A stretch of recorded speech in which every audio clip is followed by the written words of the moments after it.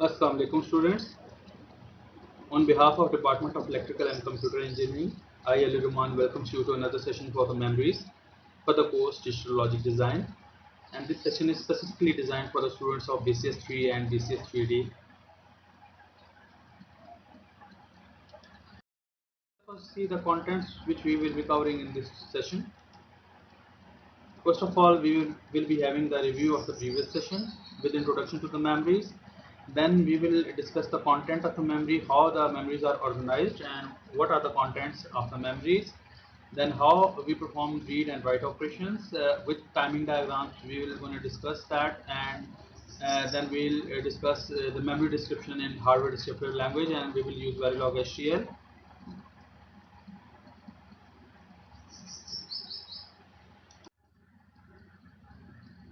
As far as the readings and acknowledgements are concerned, we are reading chapter number 7 of the book Digital Design with Introduction to Verilog HCL by Maurice Mono.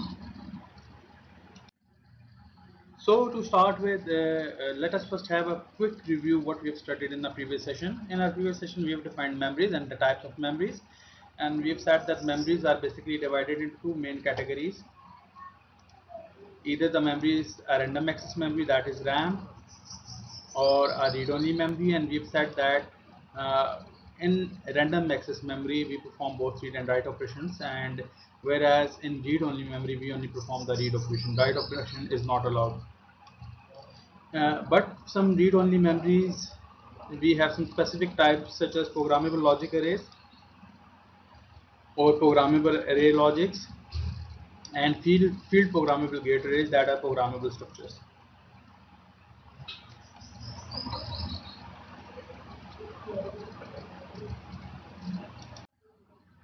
So to start with, let us first see the content of the memory. And in our previous class, we have said that we can assume that memory is a compartment of set of locations, and each location can carry a set of data. And if we see this figure 7-3, this is a prime example of a memory orientation of 1024 into 16 memory. So what does this number mean, 1024 into 16?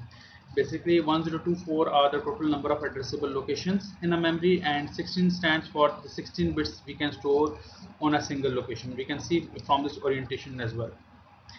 As far as the addressings are concerned, the first location address is 0, and in binary this is the address. Now how much we have to require the address bits, that is dependent upon the number of locations in the memory, which we have also studied in a previous class. That is equal to, that is always follows the 2 raised power n notation. So where n are the number of addressable locations here, so 1024 equals 2 raised power 10. So 10 are the number of address lines which are required to access any location of this particular memory. So if we see the addresses here in decimal, the first address of the first location is 0 and the last location is 1023, hence combining the total locations of 1024. Similarly, as far as in binary addressing is concerned, so the starting address is this one, 0 0 0 0 0 0 0 0 and 0 and 0, and last one contains all the bits flipped to 1. That is the maximum address that can be carried out in 10 bits.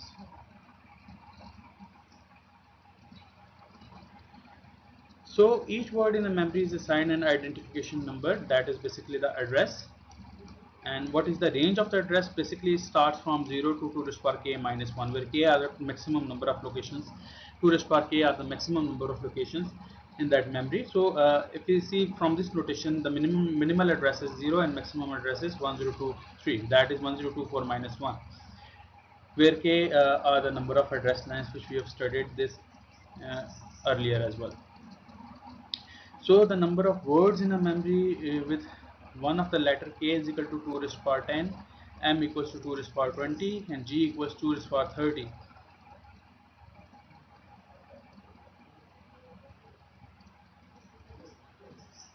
So if we have 2 raised power 10, that is 1024. If we have 2 raised power 20, so we have to compute 2 raised power 20, and then 2 raised power 30 is equal to 1 giga, I think so. So as far as 64k is concerned, that is 2 raised power 16. 2 raised power 21 is 2m, 2 raised power 20 is 1 mega, and 4 giga corresponds to 2 raised power 32.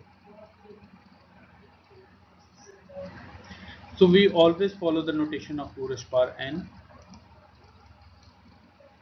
2 raised power k, in other words, where k are the number of address lines and 2 raised power k are the total number of addressable locations in that particular memory.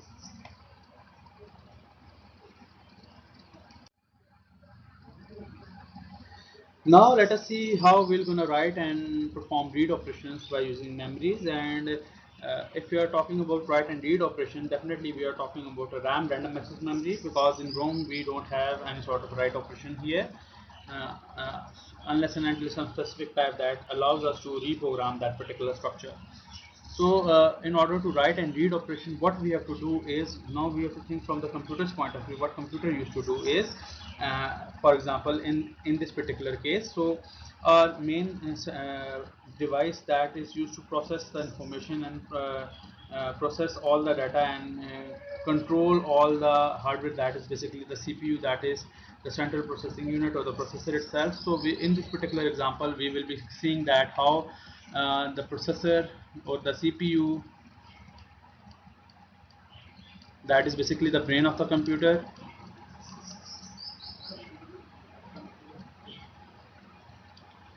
processor communicates with memory.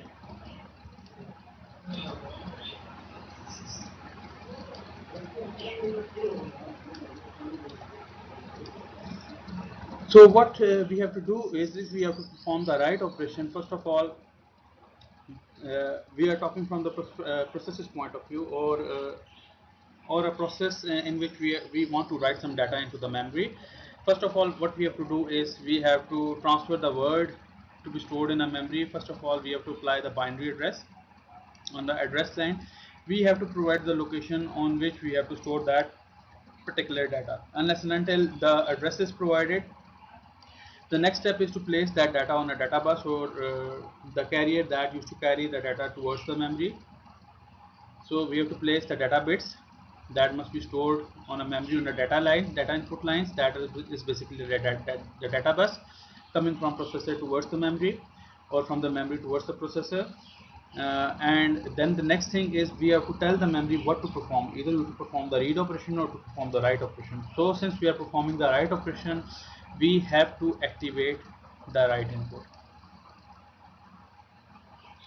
So these are the series of steps in which we have to uh, perform the write operation. So the first step is to provide the address to which location we want to write or to store the data. So we have to provide the address. The second step is to place the data on a data bus, and the data bus is a carrier, or the data input lines are the carriers that are responsible to take the data from the processor towards the memory, or from any device towards the memory. And the third step is we have to tell the memory that you have to write the data. So we have to activate that control signal that is responsible to tell the memory that we have to write the data. So we have to activate the data by activate the write control signal. So we will place one on the write input. In some memories, the write and read control lines are multiplexed, so we can say that a single line is there to represent write and read operation, and the status on that single line represents either we are performing the write operation or read operation. But in this particular case, we have two dedicated lines, one for the write operation and one for the read operation. And at any time instant, only one of the line is responsible to contribute the operation to the memory. Either we are writing to the memory or either we are reading from the memory.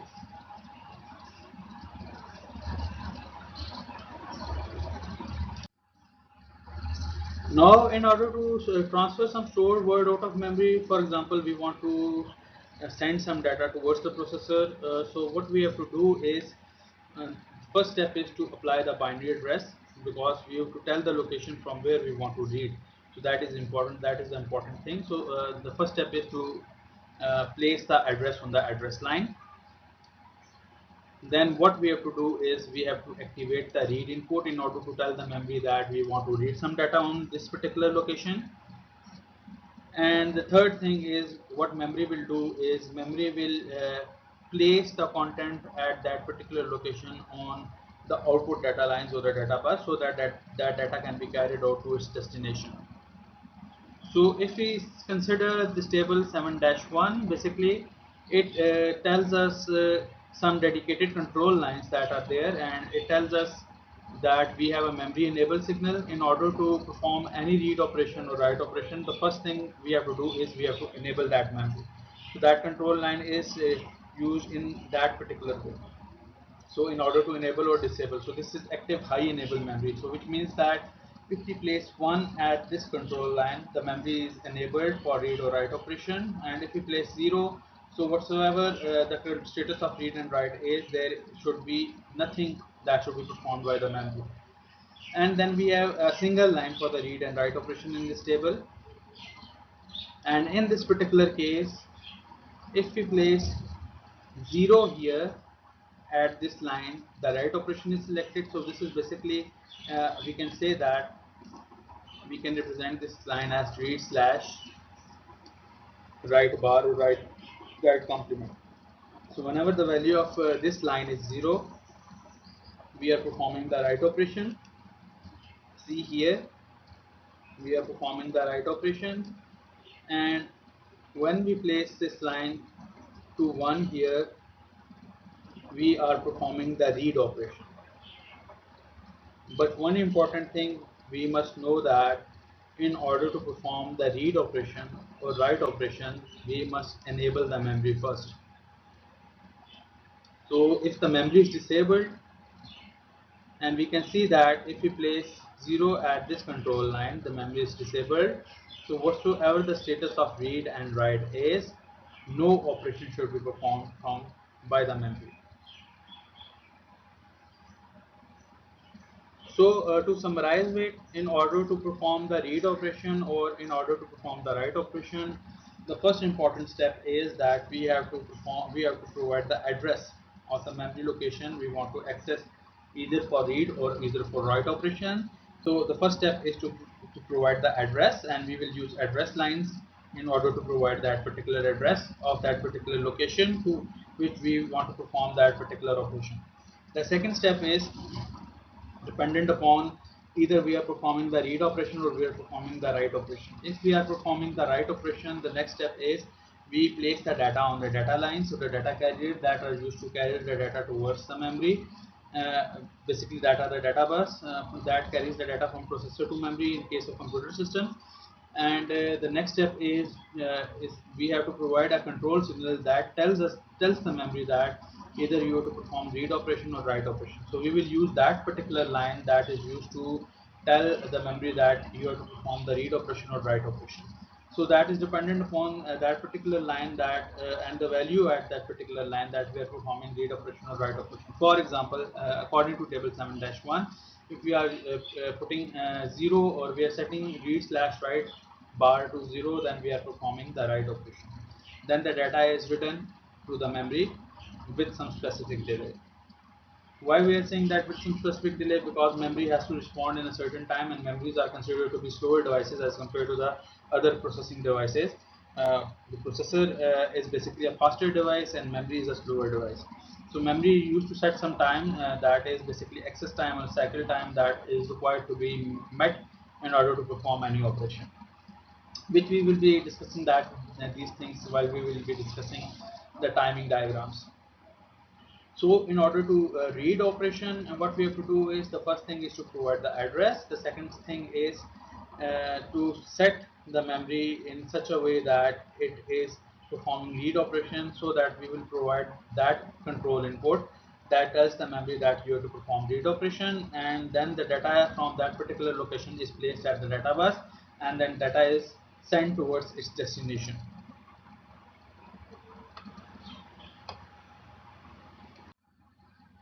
Now, sorry. Now let us see the memory description in any hardware descriptive language. And in our particular case, we are referring to the Verilog HDL, that is basically a hardware descriptive language. And this is example 7-1 that we will follow. And this example is specifically quoted by using the behavioral modeling in Verilog HDL. So in order to specify the memory of 1024 words with 16-bit per words is declared with this specific setup. So we have to define a register that has a width of 16 bit, so it's 15 down to 0. The maximum address is 15 and the minimum is 0. There, this is total number of, these are total number of 16 bits. And then the name of the memory, that is memword, and how many number of words we are defining, that is 1024. That is 0 up to 1023. So the first address is 0 and the maximum address is 1023. So what we are doing here is we are defining a memory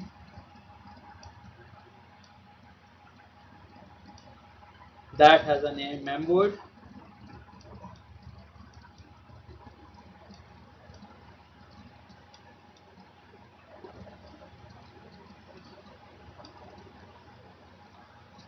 that has total number of locations are 1024.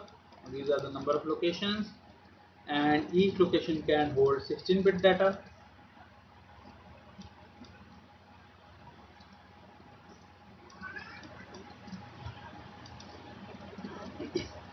And the addresses are 0 till the last location has the address 1023.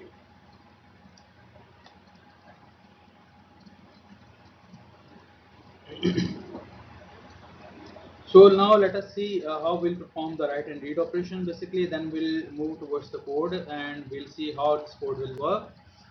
We've got this dedicated control line, and if its value is 1, we are reading the memory. So whatsoever we are doing is we are getting the data out from the memory at data out of the memory. We'll see what the data out of the memory is.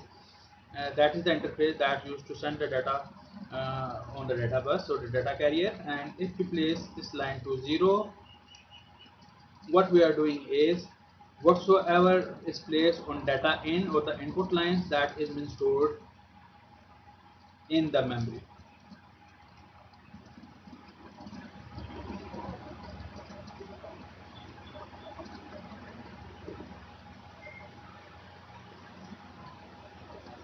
Now let us see the code, how this code will work. Basically, first of all, we have to define a module named memory. That is basically our design module. That is a memory module. So what are the interfaces? These are the port list.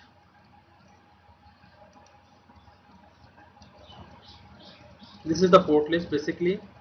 That tells us that we have these particular interfaces. The enable interface is there.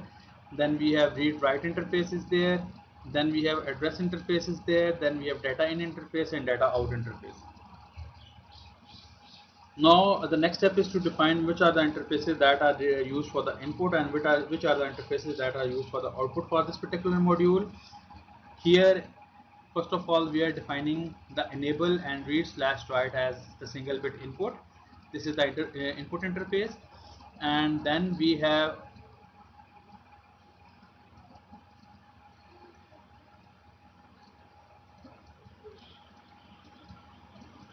the data in, that is a 4-bit, so we are specifying with the keyword input. Then the size, that is 3 down to 0. In this particular example, we are basically designing a memory of 64 words of 4 bits. So we have total number of locations of 64, and each location can store 4 bits. So the data in, the data out are basically the 4-bit inputs and outputs. And the address lines are basically, that is 5 down to 0 address. Why we are using 6 bits for the address? Basically, we have got total number of locations that are 64. We've got 2 raised power k is equal to 64, and here we can clearly say that 2 raised power k is equal to 6, basically that is equals to 64. So we specify it as 5 down to 0. Starting from the 0th index till 5, we've got 6 bits and we've got a 6-bit address. Its minimum value is 0000000 and maximum value is all bits flipped to 1. Then we've got the data out, the output interface, which memory will use in order to provide the data out. So that is also of 4 bits, and then what we are defining as this data out as a reg,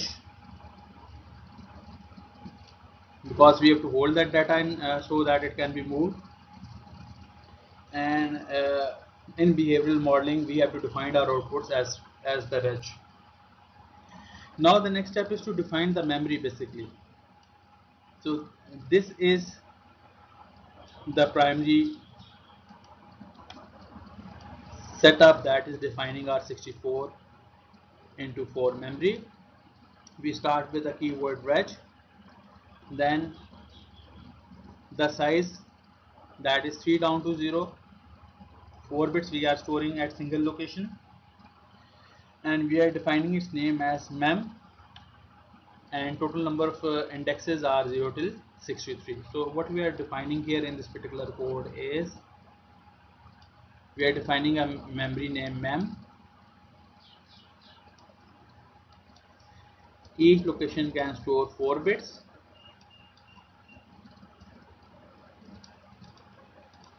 and total locations are 0 till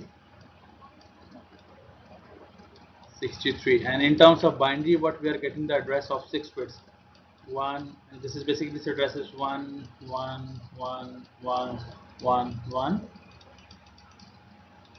and this address is basically 0 0 0 0 0 and 0. So till now we have defined the basic structure of the memory. We've set the portlets, we've identified what are the input ports and what are the output ports.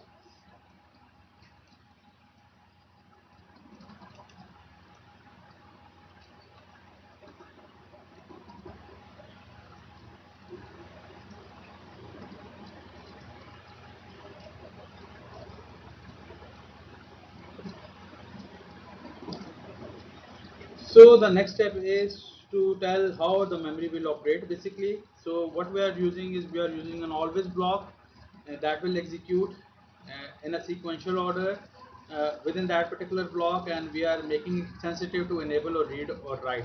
Whenever there is a change in enable or read slash write line, this piece of code is executed. This section of code is executed.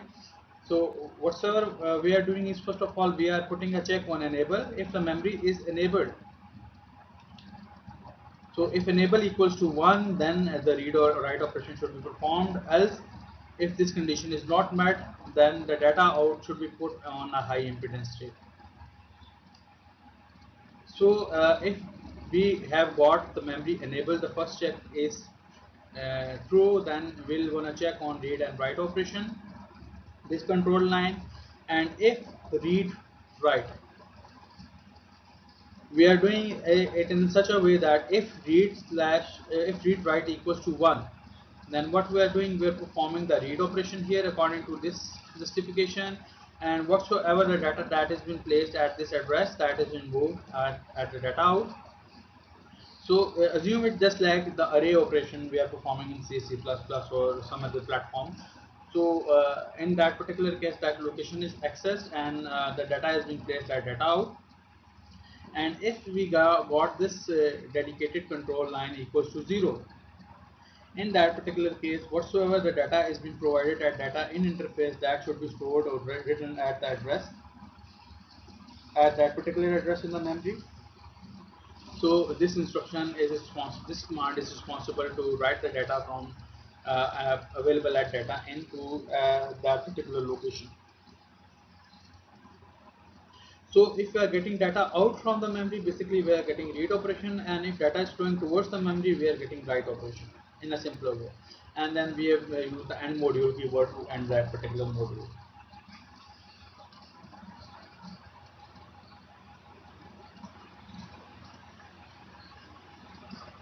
So I hope so this description is now clear, and you can define any memory of any particular size by using the set description.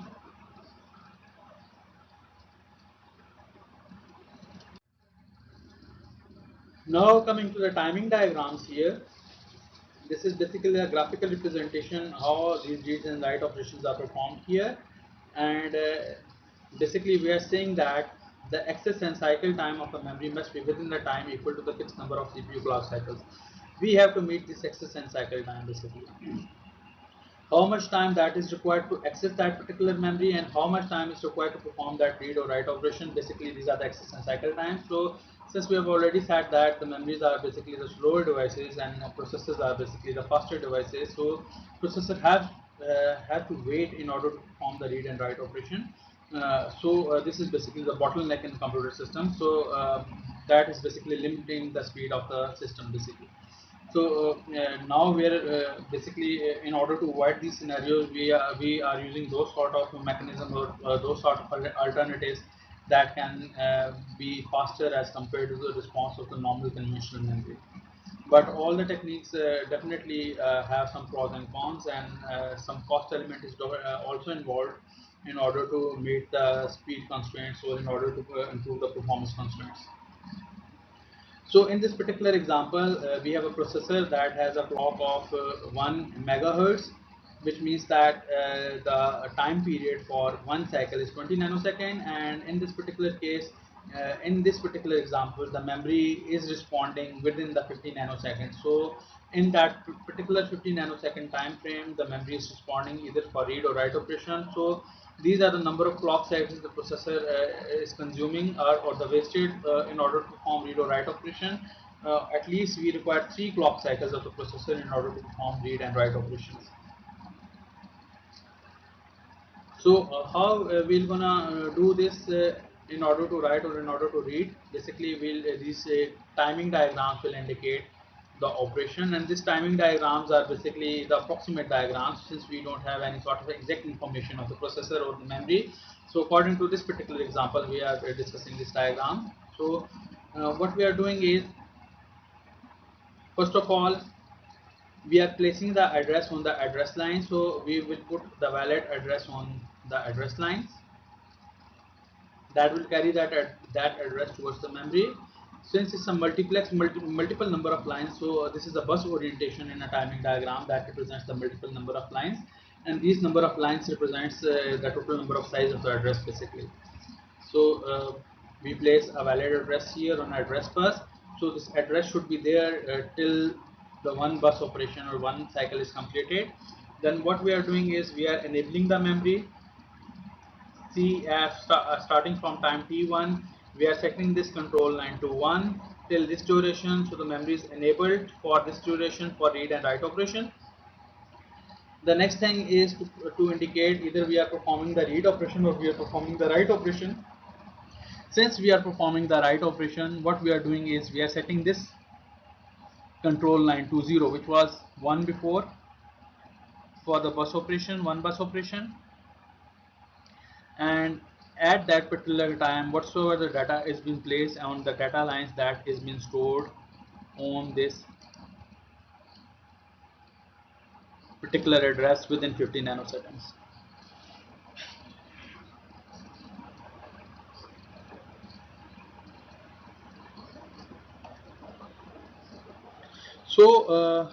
In order to perform any operation in that particular time frame, the memory should be enabled and read and write signals must be activated. The address must be placed and the data and it must be stable so that the data is not missed and it is properly written.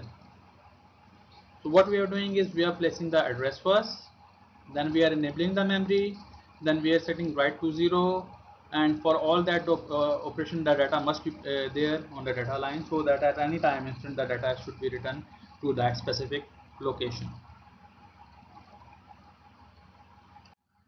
Now coming to the read diagram here, in that particular case the CPU can transfer the data into one of its internal registers during the negative transition of T3 in that, for example, in that particular case, since here this diagram depicts that the data is written at the negative transition of the T3 clock cycle. That is basically whenever the 15 nanosecond is completed, the data is written into an internal register that is there in the CPU.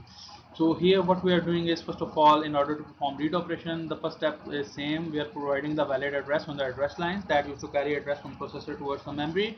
Then we are setting the memory enable to 1, so that memory is enabled for read or write operation. And since we are performing the read operation, what we are doing is we are setting this line to 1 for the complete cycle. And this line is basically, if you differentiate, it was, for example, let's assume previously 0, then it switched to 1. And at this particular time frame in this diagram suggests that whatsoever the data is stored at that location, that is placed on the data bus for read operation. So student, that was all for today's class. I hope so you've learned the basic concepts regarding memory, how the reads and write operation are performed, and what are the internal structure of the memory, and how the memories are designed using Verilog SGL.